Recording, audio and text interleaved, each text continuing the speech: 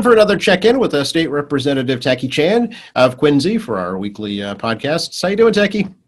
Doing good, Joe. Happy to see you here on another wonderful Friday. And as we look out the window a bit, I see a couple of big flakes, but thankfully nothing's sticking. Typical spring in New England. We go from summer to winter in the matter of a week. Well, might as well start with a funny story this time as opposed to my new doom and gloom behavior. I remember, I remember where I was during the April Fool's storm. I was actually coming back from New York, if I get my dates correctly, visiting a friend in college. This was like right after I got out of college, and was making some money with Michael Morrissey. Not a lot of money, mind you. It is the state senate, but I mean, it took a little weekend trip, and I remember coming back in the midst of the storm in a bus. Right, people who travel by bus know that snowstorms are just horrible experiences. Oh, it's like a giant toboggan. Awful, right? I mean, wind, sliding, it was terrible, right? So I get off South Station, take Walton T back, and I fell into a snowbank. Oh, so jeez. Kindly, some people doing the laundry around the corner on Elm Ave was willing to fish me out, and then made it home. And I don't know if people were taught this as kids, but when the wind blows the snow, turn around because you don't want the ice particles hitting you in the face. Right. You'd rather have it turn around, and you'd rather get hit in the back of the head. So I was woefully underdressed for this whole scenario, and because it was a pretty warm weekend in New York. And it blew the glasses out of my lenses. So really? Yeah, popped right out. I was like, oh, good. Thankfully, as those who know me, I have tinted lenses. So because of the lights, the street lights hitting the snow was extremely bright. So at least I could find my lenses. But wow. It became the one lens situation trying to make my way into the house. That's a strong wind. If it can blow lenses out of frames, that's pretty impressive. Very impressive. It was back in the days we had those big, aviator style frames, the style of the 80s into the early 90s, where it was very fashionable to have a good chunk of your face covered by lenses. Yes. Well, let's hope we won't have to relive that again anytime soon. That was a nightmare for sure. Yeah, it was a fun trip home, put it that way. So that's my funny story of starting on a day with some big flakes. Nothing like that, thankfully. What's going on in your world these days, Tacky? Well, it's been a busy few days. Obviously, the House Ways and Means budget came out on Wednesday. Amendments actually due today, Friday at 5. Thankfully, this is my so many budgets deep at this point that we have a good grasp on how this works and getting my amendments in. Obviously, at this stage, people ask me to co-sign amendments, whether it be by constituents, emailing or calling me in to do that. And the other, constituencies, the special interest groups who already started emailing, as well as internally other members of the House is asking for co-sponsors. So we're starting that process now. So, obviously there's two sets of amendments. One, focusing on local issues such as Quincy Adjacent Resources and Germantown Neighborhood Center, which are two agencies that historically have supported.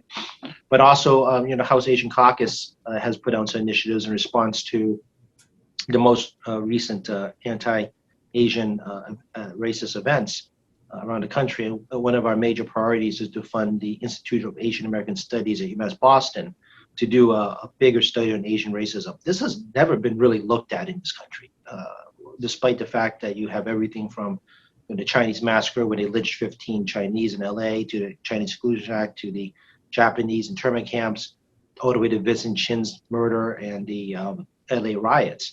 Those are just major events that some of you may be aware of.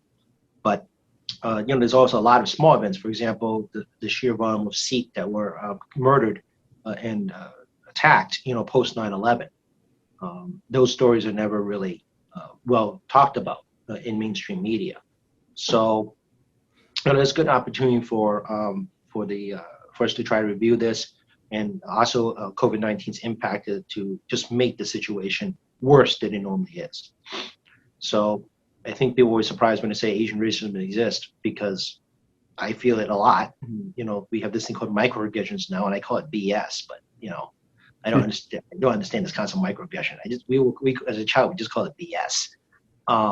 But it does have a lasting impact psychologically. And the rally Saturday, I kind of shared a few things, and I'm thankful that you are showing it at QA TV on your channel and also on the YouTube. So I do encourage people to watch that. So it's been dealing with that stuff and trying to do some issues for AAPI month.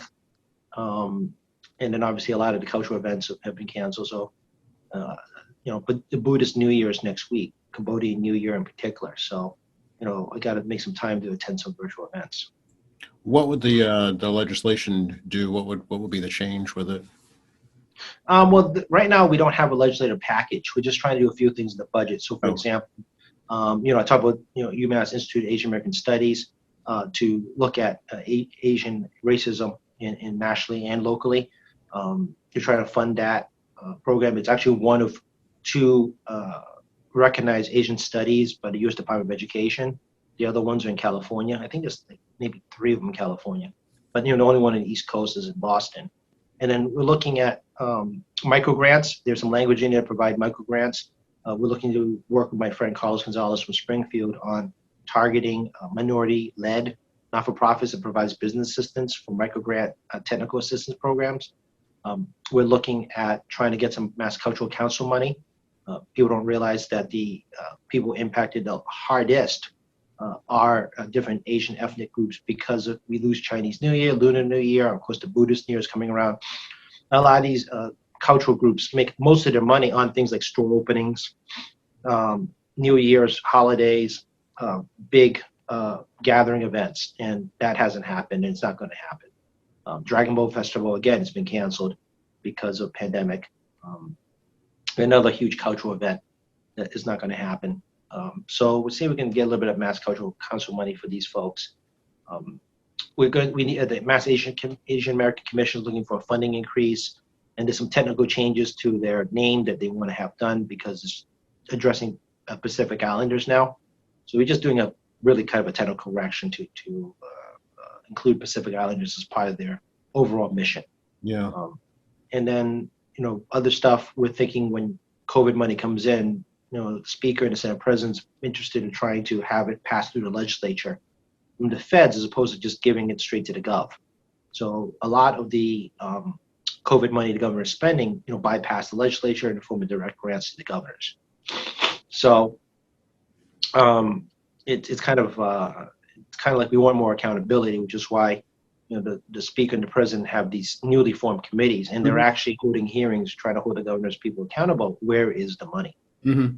We're hoping maybe there'll be a COVID-19 package with the Fed money that we can actually look at again down the road. But once again, it's kind of a stay tuned situation. Yeah. And then legislatively, work on this hate crimes bill. I will fully admit it needs some help. It's not the best drafted piece. Sorry to the sponsor about that. But I agreed I was going to try to help out figuring how to make this work better on a language part. Now, obviously, my data disaggregation bill has been talked about in the past, and the importance of breaking the monolith to have each group's represented, the different Asian ethnicities, so we can make better proper services. And cultural studies have gained a lot of steam now, because as we know, I'm not big on standards exams because it leaves out whole swaths of people in education. So doing more ethnic-oriented programs, from K to 12.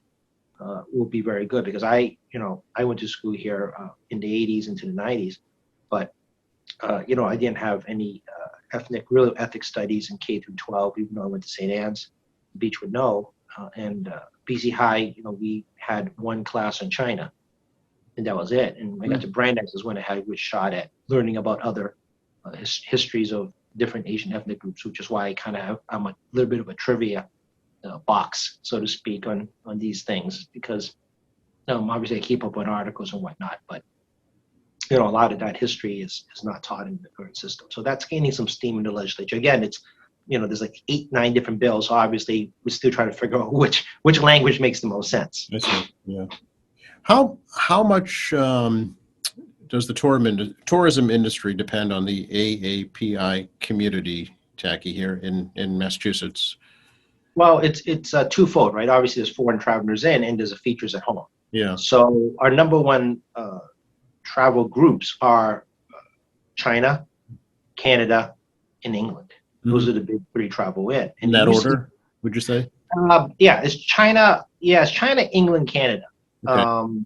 The English come in number 1 more often than not, but the 3 nonstop trips from China nonstop plane trips greatly increased tourism from China. Mhm.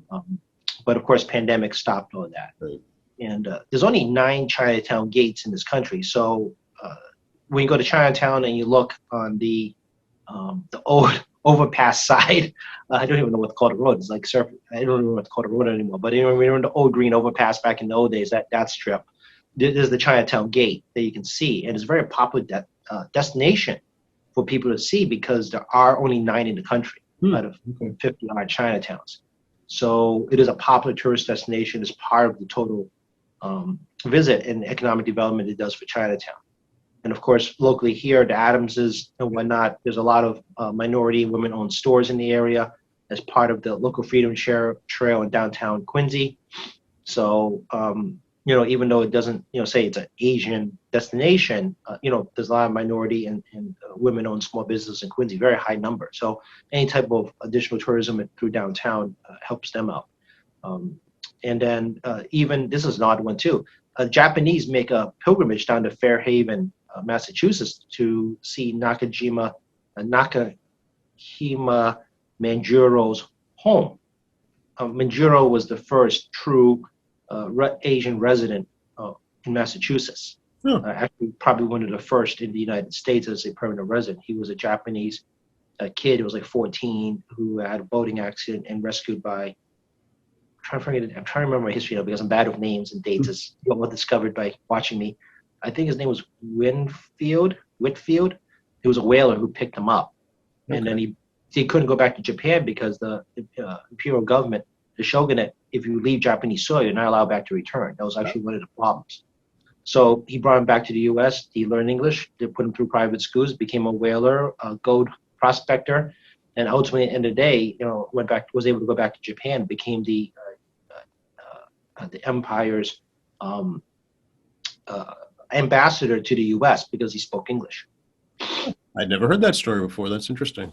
Yeah, Japanese actually make the pilgrimage when they visit here down to Fairhaven, Massachusetts, to see his home. And there's a little mini museum there, and it's kind of the Friends Manjuro, and he's actually part of the history as well as in the Bedford Whaling Museum. Oh, okay. So, yeah, we get a ton of economic from tourists outside the U.S., and tourism is our number 2 biggest economic driver. So, I mean, this is what Boston is having such a challenge in, not just because workers aren't going to Boston because they're working remote, but also because, Freedom Trail shut down. No one's visiting the Constitution. No one's visiting the State House. Nobody's using the bars, restaurants, hotels. Yep. And we actually talked to the hotel industry this week. Normal census for hotels in Massachusetts, 6 to 8% occupancy, give or take a percentage point, depending on the year. The current occupancy rate is 38% last year. Okay. And the restaurant industry revenue was down $7 billion statewide, from $19 billion to $12 billion last year. So give you an idea of the huge economic impact, and part of it is tourism. It's not like you and I are staying in a hotel when you visit Boston, right? Right. And local people do a day trip. It's not like you're going to go stay at the Omni if you're coming in from like Worcester, right? Right. You do a day. So, give an idea how dependent we are on conventions and foreign tourists and out-of-state tourists to come in. And I'm supporting in the budget, some additional monies for advertising.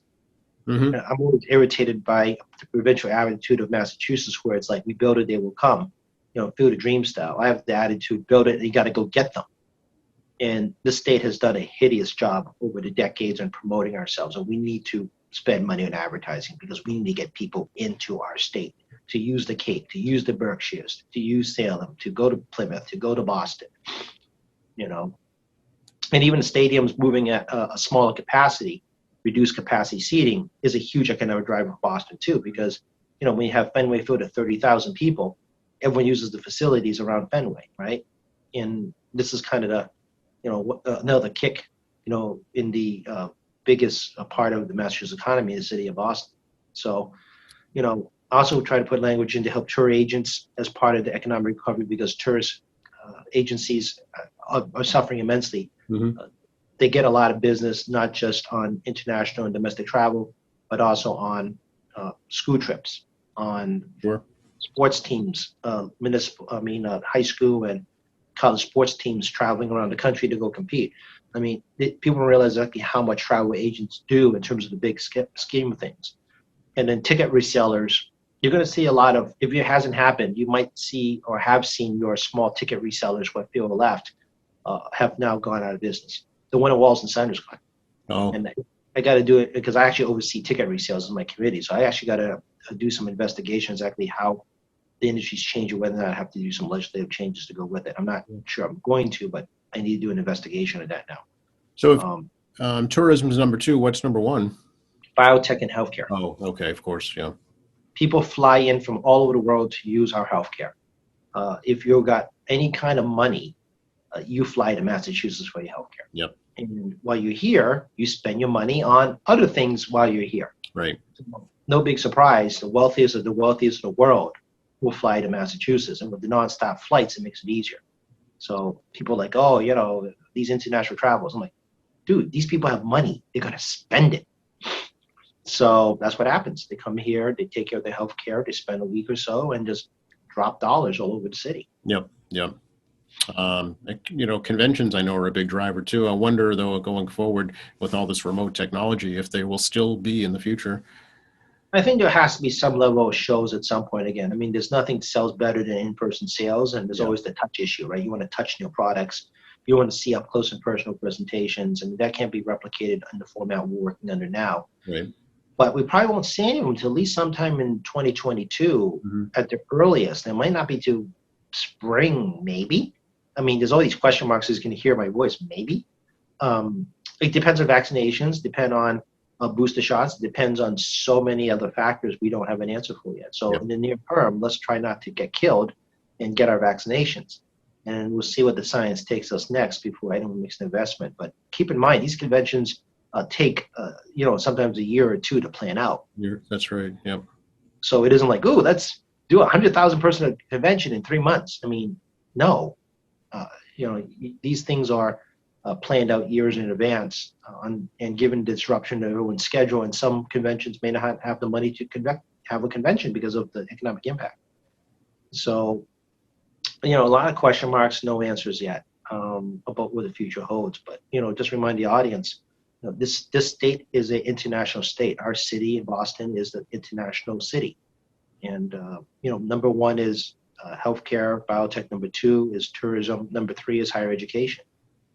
Higher education, interesting, yeah. Yeah, and economic development driven by the 50, 60,000 students that come to Massachusetts from all over the world.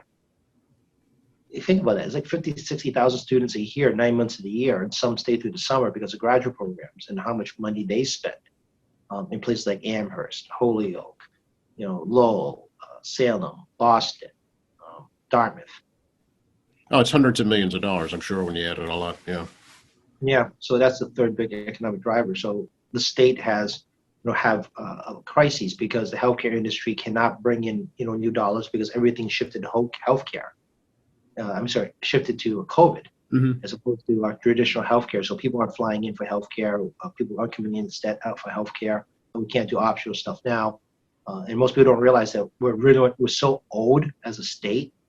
It's a mass health driven state on healthcare. Because a lot of people are on Medicare, Medicaid, which is called health.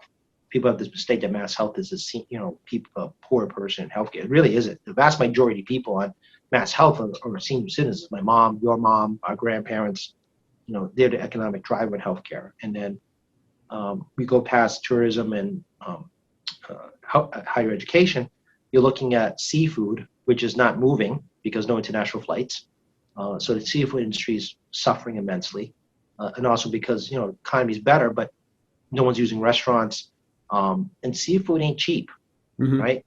And then the third one's complex machineries, and this is where we excel. As we've seen, you know, be able to shift a lot of our stuff to PPP last summer, you know, whether it be Hasbro, you know, or, you know, tailor shops. And then we also still produce a lot of test kits, and we do complex machineries to produce things like, you know, small semiconductors, airline parts. Again, people are not flying. So a lot of our industries like the airline part industry we do here isn't doing anything. Right. And, you know, the film tax credit's essential. I've talked about this in the past, but, you know, it's actually part of our tourism industry now. And I was told that the movie Don't Look Up. George Clooney was floating around here. Yeah, it was in Braintree, I think, for a while this week. Yeah. Yeah, in Massachusetts hotel stays, they use 15,642 nights in hotel stays. Wow. Just that one film. As I said earlier, they took a 30% decline in occupancy in the hotel industry. So you can imagine if the film industry wasn't here this fall, exactly how much lower that 30% would have been. So I think one of the things you learn is that the film industry is such a huge contributor to hospitality that we didn't realize how much they contributed until the fact that no one else was coming. And You never know what you've got until it's gone, right? and then the other, what's here shines brighter, right? What's left. So film industry has adopted medical standards for COVID. You have to be tested before you get on site. They have their bubble set up, all that stuff, because money's already been spent. So they got to get this done right and efficiently. But, as a SAG-AFTRA member, I get emails about the union and all production companies, adhering to high safety standards, including sending people home if they're ill, and how they're going to handle pay in that situation. So the rare opportunity where unions and production aren't fighting each other and are unified and trying to find ways to keep all their employees safe while keeping productions going. So you may get some new content, hopefully by next fall. I know people are craving new content. So hopefully by next fall you have some new streaming movies, hopefully we'll be back in a movie theater at some capacity in this time next year. Yeah, it's a lot of hopefullys going on right now for sure. Yeah. How do you think federal government is handling the vaccine rollout here in Massachusetts? They're still doing a per capita based distribution rate. I think you saw in the news that Michigan's completely gone out of control now. Yep. In terms of COVID-19, death rates are up, ICUs are overwhelmed, and there was a request by that governor to have more vaccines sent up. But the administration's holding hard fast to the previous administration's formula on per capita basis. So again, it's going to be consistent because of the nature of rollout. I talked last week how excited I was about Johnson & Johnson and their ability to just big biotech able to just push a lot of production. And this week, again, everything's changed. As we discovered, 6 people got blood clots out of millions of doses globally, and they suspended production, and they're evaluating 85% of their vaccine to find if anything's been misproduced, not produced correctly. So they've all been suspended for inspection. With the CDC, freezing everything right now, our hope for 100,000 doses, next month and more is not available. The only good thing is that during suspension, the stuff doesn't go bad easily. So in, regular refrigerators, and biotech companies around the country, they got Johnson & Johnson vaccine, which they're inspecting to make sure nothing's wrong with them. It feels like a kick in the teeth every time we seem to keep going forward. You think that was the right call, though, overall? Yeah, safety has been a priority. The biotech companies, in the Western world made a promise to the public that if anything happens, they would investigate immediately any problems and they'll stop usage. This is part of trying to remind folks they can trust these industries to do the right thing. So this was the right move by the industry. It's the right move by CDC and FDA to suspend use while the investigation occurs. And these guys have a lot of resources. They'll get to the bottom of it very quickly. AstraZeneca, for example, has been suspended in Europe and other countries because of a similar issue. But right now, the preliminary in Europe seems to indicate that it's not a cause. But we'll see. We'll see what happens. Yeah. How do you think the phases in Massachusetts are going in terms of reopening? On a plus note, the 7-day average had less than 10 deaths for the first time since pre-pandemic, before pandemic got crazy. So, we haven't seen this literally since last March of 2020. So that's a positive sign. But on the flip side, I think people who watch the news have been seeing a steady rise in COVID cases being diagnosed and increased hospitalizations of now people under age 50.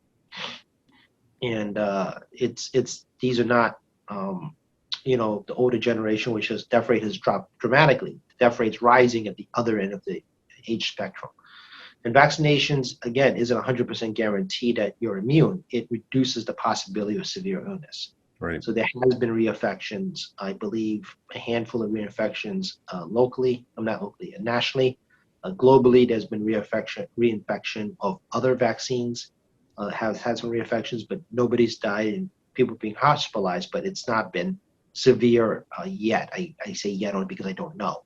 But Right. hopefully there'll be no severe hospitalizations on a reinfection. So again, the vaccines improve your odds of survival and reduction of severe illness, but you still have to excel in caution. And I think the mixed messages regarding the administration is challenged because I think the messaging is that, we are opening, but it means we let our guard down. And I think it's very challenging psychologically for folks to try to differentiate. And with New Hampshire taking off the mask mandate, Right. since again, mixed messages to them, because Governor Sununu was like, we still encourage this mask wearing because it keeps you alive and safe, but we're going to take the mandate away. It's like, dude, pick one. And then he's leaving up to businesses to decide about whether they're going to have the mask mandate. And then there's going to be a super spreader at some point. As they're still doing vaccine rollout, they're not close to herd immunity either. And we're a porous border country, so states have freedom to travel between each other. So it's not just about vaccination in Massachusetts; it's all our neighbors. Mm-hmm. Yeah. We don't hit herd immunity. It doesn't help us. Yeah, there's been ads, if the vaccine isn't everywhere, then this pandemic isn't going anywhere. And, that's a true statement for sure. Yeah, vaccines reduce the chance of infection, reduce the chances of severe illness, but most importantly, it gives no place for the virus to jump to. Right. It's a person-to-person virus. It just jumps from person to person and spreads. So, if you have a place where it can't properly infect and there's nowhere to go, it dies and it stops the infection. I mean, that's the point of the vaccines. So our choice is either we're going to hide in our homes for a solid month, no one moves, which is what China did in Wuhan. They boxed everyone in for weeks and weeks and actually into months and months. No one in, no one out other than food. And the military went in there to do the infrastructure and security. I mean, how would you guys feel about the U.S. Army roaming your streets? Right. I mean, they'd be taken well in this country. Right. And they locked them in. I mean, think about that, folks. I mean, but they got it under control. But I don't think people here will tolerate that. Yeah, no, I think you're right about that for sure. No question. At what cost, right? Yeah. So again, it's up to us to do our best to try to stay healthy, get vaccinated, and obviously, just do your best hygiene. It's up to us. I mean, most of the Western world is taking the self-responsibility road at some level. Well, dictatorial countries have adopted a position of we're just going to lock everyone up. Let's talk about the House budget. How does it compare to the governor's budget, Tacky? It's a slightly bigger than the governor's budget. The governor's, we do about 3.9% increase because, as you've seen, the revenues have been better, but not as strong as it was pre-pandemic. So let's make it very clear. We had better projections in FY21 than we expected. And Ways and Means tells us that if we continue to have strong revenues going into the May tax deadline, we may be able to not spend the rainy day money that we set aside, which would be great. So we'll push the rainy day money set aside into FY22, hoping that we never have to use it again. That's the position we've adopted. So the transfer is improving the back of the budget, hoping that it won't be used and we just ship the money back to rainy day. So again, a lot like last year's budget, a lot of COVID-related items. As I said earlier, the Fed money's coming in a separate package, which I'm not sure how that's going to work yet. On the plus side, we're going to fully fund education reform. We voted on last year in the spring. Feels like a lifetime. And the city of Quincy makes out really well. I mean, Chapter 70 education money, we're going to get $31.85 million. The local aids at $20.98 million, give or take a couple of bucks. Obviously, we do give you the estimate. And, that's approximately almost $7 million increase in education money that we traditionally get. So, the city budget is like 330 or something like that, 330-ish million, and $51 million and $52 million in education and direct unrestricted money. Big part of the city budget. Yep, that's great. Throw in the $46 million in COVID money. The council and the mayor have plenty of wiggle room for FY22. That's, I'm sure, a relief to the budget planners, no doubt. No doubt. So the House Ways and Means budget is about $47.6 billion. Sounds like a lot, but once we take out things like MBTA, which is getting $2.2 billion, the money that we move around to rainy day fund, we do pension liability issues, in the school building assistance money. I'm sorry, 2.2 million is 2.2 billion is actually the MBTA as school building assistance funds and workforce training funds. For example, the Squantum School, which is really Bruce's district, got approved for SBA money this week. Mhm. So, the mayor's proposal to build, redo Squantum School has been okayed by SBA to be funded. So that's part of the set aside. Mhm. So we only have $47.3 billion to play with. So out of a $47 billion budget, a lot of it already has been committed to other things, including Mass Health. Oh, I see. Yeah. How does that compare to 2020's budget? Do you know roughly? It's compared to last year's budget, it's about, hold on, I got my paper. I figured you would. He's got My paper here, his folks. files at hand already there. It's about 2.6% higher than last year's budget. Okay. All right. Which tracks with revenue growth right now. But again, we're waiting for May to see what happens. But overall, the cycle, the line is showing going upbound, which is a good sign. Yep. But again, I mean, we're waiting to see, like 60, 70% of our money comes in one chunk, which is the final deadline on taxes. And, if we don't spend last rainy day fund for last year, we were still about $3.5-ish billion in rainy days. So that's pretty important. But Mass Health, to put it in perspective, I mean, of the budget, it's $18.9 billion now. Okay. Wow. So your $47 billion budget, $18.9 billion is going to Mass Health. The state share of that's about $6.9 billion. The rest of it's Fed money. So even though it's a $47 billion budget, approximately $12 billion of that money is directly from Mass Health. And because of COVID, the feds have actually ponied up extra money in Mass Health to help stabilize the healthcare system, which we don't have to pay our share because normally it's a 50-50 split. So under a normal situation, $18.9 billion, you divide by 2, the state share is over $9 billion. But because of COVID, the feds have agreed to put more Medicare money in that saves state taxpayer dollars. Okay. All right. All right. Yeah. So it's not looking as bleak as it once was, I guess. No, it's good, but it's helpful because it saves taxpayers money. Because a lot of Mass Health money is COVID related at the moment. Yes. Because of the senior citizens I said before, they're on Mass Health. Yep. And there's a large population here in Massachusetts for sure. Yes. So if you're anti-Mass Health, I don't know what to tell you, but that's keeping our parents alive at this point. Right. Right. It's not even a joke. It's the reality. Chapter 70, is looking at like 5.5 billion, local aid Chapter 70. So right off the bat, you're looking at like almost $24-25 billion set aside already that I can't touch at all. And you throw in all the education money, charter schools, transportation, circuit breaker, and we set aside money for mental health issues and such. $7.3 billion is just in education alone. Okay. So you start doing some math, we do some local aid, plus the Chapter 70 and all the big item education stuff, plus Mass Health.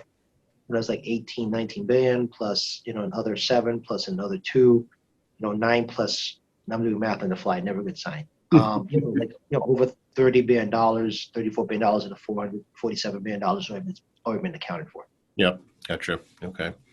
It shows you we're not the feds. Right. We have to balance the budget and account for it, right?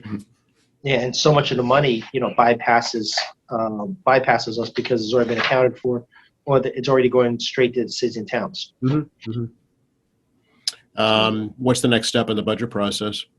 Amendments due 5 p.m. today. Today's Friday. Next week is Patriots Day week. It's Patriots Day week. The remembrance of the 8th. Actually, yesterday was the remembrance of the 8th year of the Boston Marathon bombing. Right. So, wow, it's been 8 years. And then Ways and Means will step through the amendments next week, and then we start budget debate via secure telephone line on Monday, and we'll have our conferences with Ways and Means chairman during the course of the week, which means it's going to be like a crazy juggling situation between doing this and being on the phone. And then we don't know how many days it's going to take because this entire process slows down. So, for example, to take a vote is 15 to 20 minutes. when in person it could take only about 5. Mm. So yeah, we'll see. We'll see. It's last year because of the fiscal crisis, because we weren't sure where we're going to go. We didn't do nearly as many amendments. Now the membership knows there's some stability, that to be more amendments out there. Yep. How does the unemployment situation stand in Massachusetts right now? If I remember correctly, and we're doing everything from tacky memory, which is always dangerous, we're looking at about 7-ish%. I mean, we're still pretty high. I mean, pre-pandemic it was closer to 2 zones, like 2.4, 2.5. I mean, it was in the 2 areas. Okay. So we're still far from where we should be. Couple interesting things going on is that the enhanced unemployment benefits has people not going back to work as quickly, and other people didn't wait. They've already started finding other jobs. So people are aware that some of the on-hand industries and retail, like supermarkets and other retail, has been looking for workers. Places like Amazon has been looking for drivers. So there has been some work there. So people have been transitioning to other jobs. So it is partially because of the higher unemployment benefits. It is also partially driven by people who are just moved on. And that's just how it is.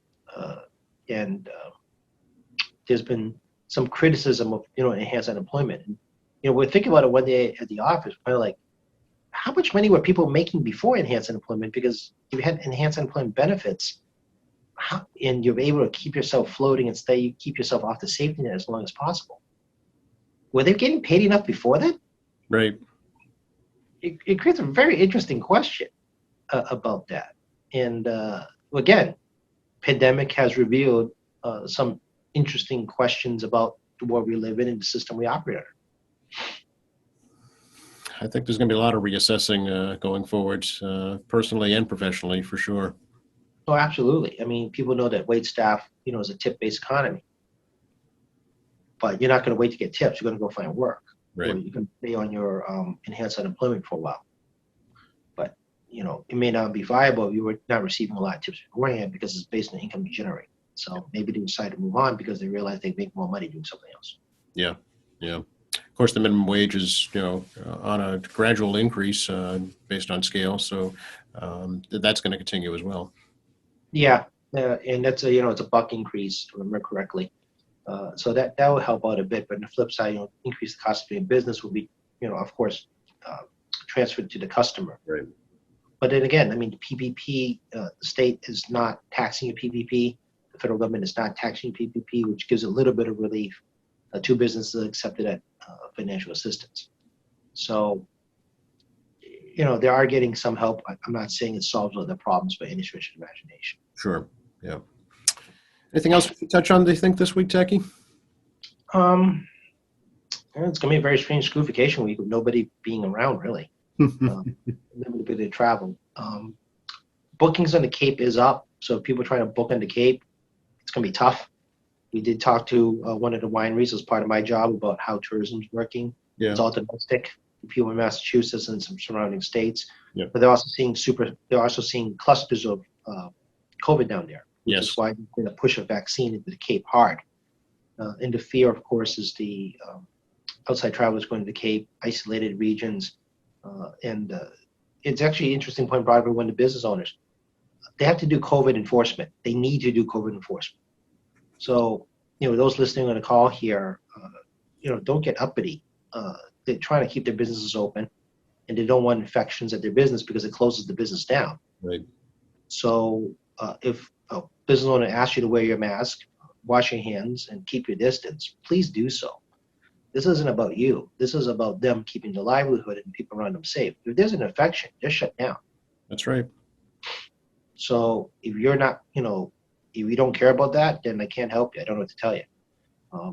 But definitely listen to the business owners and their safety requirements. It's the only way they can make money and keep alive. Keep paying their workers and keeping their livelihood. Yeah. Exactly. Berkshires have seen some uptick in that. Airbnb has been very popular because not everybody is going to be using their second homes. Those who are fortunate enough to have second homes. So that's been extremely popular. And as people move into April and planning their summer, because that's what's going to happen. Moving forward on that. Please look at my Facebook again. I mean, people know I have Tacky Chen, State Representative Facebook. Do look at a lot of the articles we put up on Asian racism. I know it's been flooding my Facebook, but I think it's very important people be aware that it exists, and it's pretty tough. We'll be posting, obviously the YouTube event. I was at Saturday, over the weekend, or actually late this evening. Urge people to watch it. And it's innate and Asian racist attacks. I truly believe it's going to continue straight into 2022. This is not going to stop. And if you think it can't happen to you here at home, well, I've heard a couple of anecdotes already. People are afraid to report to police. People are afraid of being ostracized. People don't trust the police. People do not believe they understand our fears of why we have challenges of that because of lack of cultural competency. I'm hearing some stories here and there. So can't say I know every single one, but this stuff is going on, folks. It's going to continue to be pretty worse nationally, and I do believe that you're going to see some more upticks this summertime. And if you've been, if anyone listening, feels they've been a victim of a hate crime or a hate incident, definitely report it to AAPI Hate's website, and don't hesitate to go to police and indicate that you feel like it's been a hate crime. You got to let them know. All right, and reach out to you as the usual methods, right? Usual method, 617-722-2014. We're still working remote. Hit any staffer, we'll get the message. Obviously, you can email me at tacky.chan@amhouse.gov. Feel free to do that.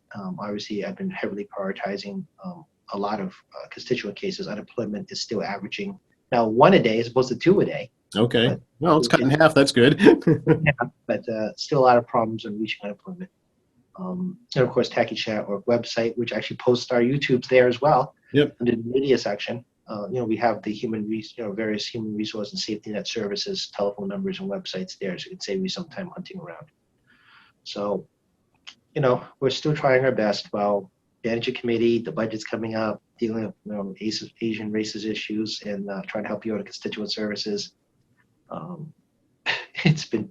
We're pretty busy, even though we're physically not in the office. Yeah. Cool. Always good to see you, Tacky. Appreciate the time. Thank you, Joe, and I'll see you in a week, we hope. Yep. We hope. Be well.